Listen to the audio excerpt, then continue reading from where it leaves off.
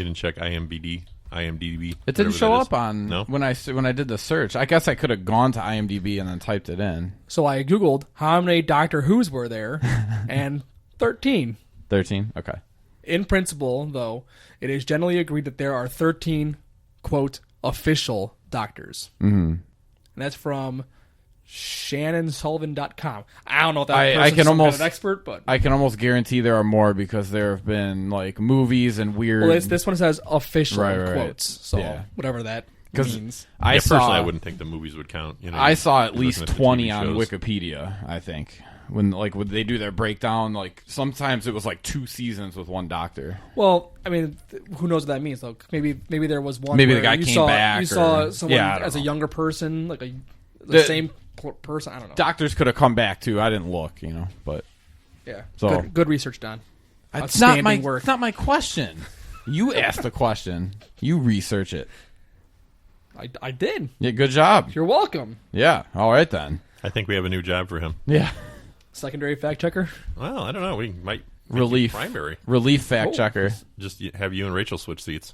Hey, that sounds all right to me. A lot less work. Okay. So, I'll bet he would talk just as much. well, I try.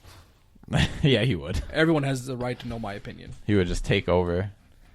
All right, so being that we have a lot of non-sports fans out there listening to us, I thought I'd talk about my annual segment, the NFL Year in Review, because, look, whether you like sports or not, it's out there, and it's the bane of a lot of people's trivia game.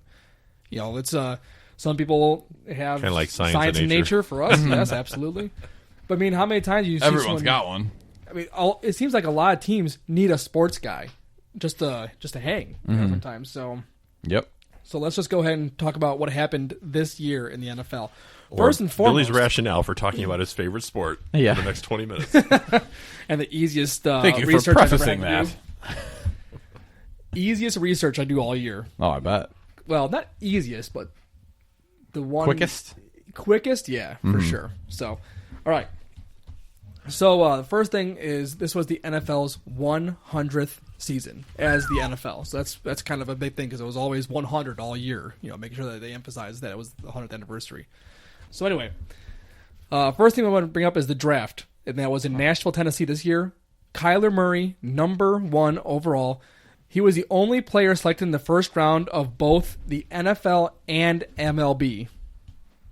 Only player. That's right. Because he was selected by the Oakland A's 9th overall in 2018. That was the Cardinals. And it is this draft is the first time that a same school has produced consecutive quarterback number 1 overall picks. That's pretty cool. And what school was that? I don't even remember at this point. University of Oklahoma. Oklahoma. Okay. Yep. Yeah, your typical quarterback school. Yeah. Apparently. So number 2 overall went to the 49ers, Nick Bosa. It was the second time in history that a father, son, and son were all selected in the first round. Mm-hmm. You know, so I can't remember who their father was, but his brother Joey Mr. Bosa. Bosa. Yeah. Mr. Bosa, that's right. Yeah.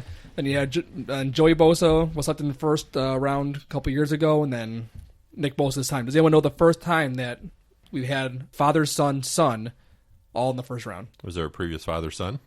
Peyton Manning. And Archie? It was the Mannings. Yep. Archie and, yeah. Archie, Peyton, Eli, all taken in the first round. Also, Whoa. Then that would be the second time that a father-son son. Yeah, I said this is Right. the second time Oh, okay. that a father-son has happened. Father, son. Father, son, son. I'm sorry. Yes, Yeah, that's there you correct. go. Next thing, because the whole thing, I'm not going to go too much into a whole lot of things because it's just the bullet points I want to hit. Probably the hardest thing to maybe remember is some key player moves. For quarterback, Nick Foles. He was the MVP in the Super Bowl a couple years ago. He was the guy he was a backup. But every time he went into the starting role when Carson Wentz inevitably got hurt, he just dominated. Mm-hmm. So he was like, okay, so wherever he goes, they might save the franchise. So he ended up going to Jacksonville. That did not go well. Did not pan out. He kind of tanked. He got hurt, and then he came back and tanked, and then got taken over by a rookie or a second-year guy. I'm not sure which. I think Gardner Minshew is a rookie, isn't he? I believe so. Yeah. And then you had Ryan Tannehill, a forgotten quarterback from Miami, goes to Tennessee and just destroys the league. He just lit that team, lit a new fire on that team. Right, Now they're actually relevant again. Going to running backs, Le'Veon Bell, arguably one of the most talented running backs in the league, had this whole thing where he sat out all last year. You're gonna pay me or I'm not playing, and they didn't pay him, so he didn't play. So then he went and got a new contract somewhere else, and he did okay.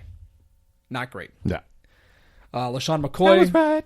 LaShawn McCoy went to Kansas City from Buffalo. And Frank Gore, a guy who we're going to talk about here in a little bit, went from Miami to Buffalo. Two huge names at the wide receiver position moved. Odell Beckham Jr., New York Giant phenom, went to Cleveland. And the media circus that is Antonio Brown went from Pittsburgh, traded to Oakland, who then dropped him, and then he went to New England, played a game, and then was dropped again. And then he went to jail. And then he was in jail. Then he apologized for his actions for the year. So Antonio Brown went through this whole thing. He had frostbite on his feet. He had a whole helmet issue. It was just a media Oh, yeah, I remember that. Isn't he the one who didn't want to play unless he could wear his own shoes? Helmet. It was the right. helmet. I can't have my helmet. I don't want to play. Yeah, and He didn't have his little special socks to go in his cryo chamber, so he got frostbite instead of going and getting them. yeah. So Antonio Brown, things did not work out for him. There is pretty widely believed that he's done.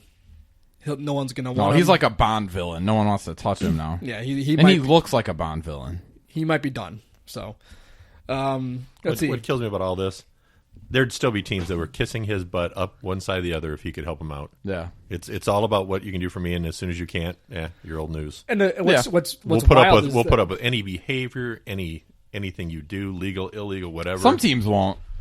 Very few. The Patriots won't. The Patriots will. Patriots will. No, they dropped him as soon as he did anything.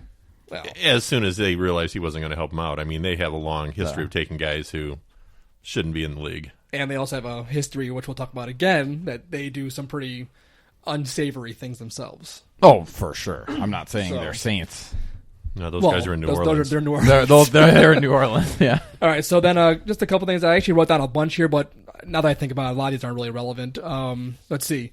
Earl Thomas, a big-time safety, went from Seattle to Baltimore, had a good year. And then Jadeveon Clowney went from Houston to Seattle, two really good players. Notable retirements. Andrew Luck, probably one of the most promising quarterbacks of his age, was getting hurt a lot. I know we talked about this when it happened, but he ended up just saying, I'm just going to hang it up. Yeah, surprise retirement. Yeah. Not like he was old. Oh, yeah. The season was about to start. We're like, okay, here it comes. Matter of Andrew Luck's fact, coming back. he was getting into his prime years, honestly. Well, I don't think there's a single person out there who couldn't say that he wasn't destined to be great. 'Cause Right. He was already good. You know, Right. he just got hurt. That sucks. Rob Gronkowski, one of the most prolific tight ends that the league has ever seen. It's still up in the air whether he'll come back, but right now it's looking like he's done.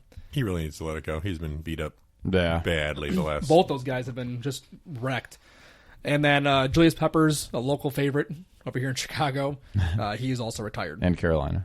In Carolina, that's right. Let's see. And then if you want to bring up, I might bring it up next year again. If it gets repeated, it gets repeated. Eli Manning has already declared his retirement, so that puts the ending to the Manning Saga. Yeah. dynasty. I was gonna say, but yeah. Let's see.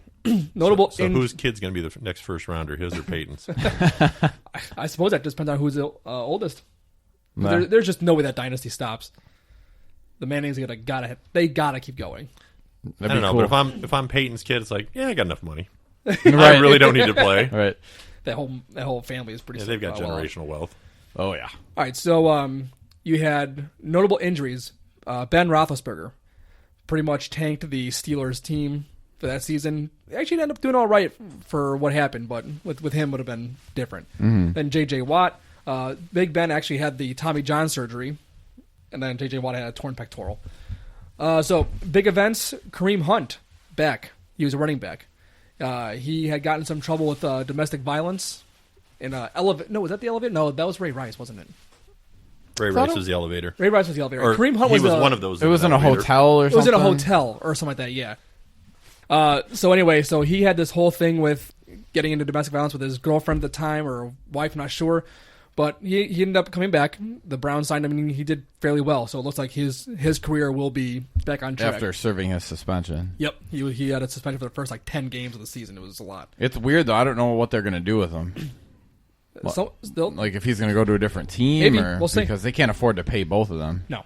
One of the biggest storylines of the entire season, an absolutely ludicrous event with a Browns player named Myles Garrett, who used his helmet to attack Pittsburgh Steelers quarterback Mason Rudolph. He said he was sorry, though. He did. He did apologize. But the thing is, if you're using your helmet to swing, that's a weapon, Right? And that's bad. That's like if you're just fighting with your fist, they get a slap on the wrist. But if you're using a weapon, once again, Billy, that's bad. Unless you're me, my fists are weapons. That's right. Smasher, basher, thrasher. Because Myles Garrett, he was a Cowboy for a long time, right? Myles Garrett? Yeah. He's a kid. He was drafted in 2015.